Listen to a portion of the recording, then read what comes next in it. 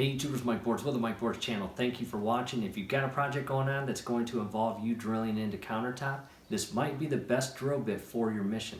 Let's take a look. Alright YouTubers, in front of us is the drill bit, still in the package. We purchased it from our local MENARDS. It has an extremely strong diamond coated tip, which will allow it to cut through all of these: porcelain, ceramic tile, marble, limestone, slate, terracotta, granite.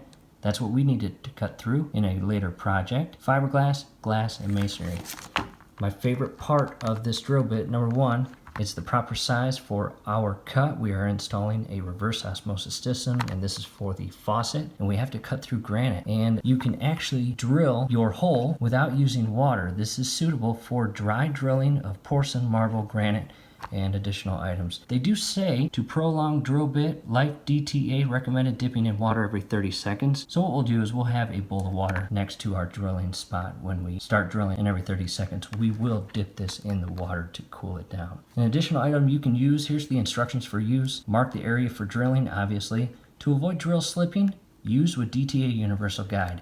And that's just an additional part that goes inside here that actually meets the surface prior to this drill bit, to not allow this to slip or run from you when you're drilling. And clear tile, core, and debris from drill bit after each use. So we are going to put it to use. All right, YouTubers, at this point, I've got the drill bit out of its package, and check that out. Again, diamond coated bit for required strength to drill through that granite. And these are your ventilation slots to allow heat that is generated during this drilling process to escape. And the cool thing about this drill bit, it goes right inside a drill. You don't need any special drills, just a normal drill. So I'll go grab a drill and show you. So what I did was grab my DeWalt drill. This is an older drill, however, it fits in there perfectly. Go ahead and tighten the actual tip there. And this thing is ready to go.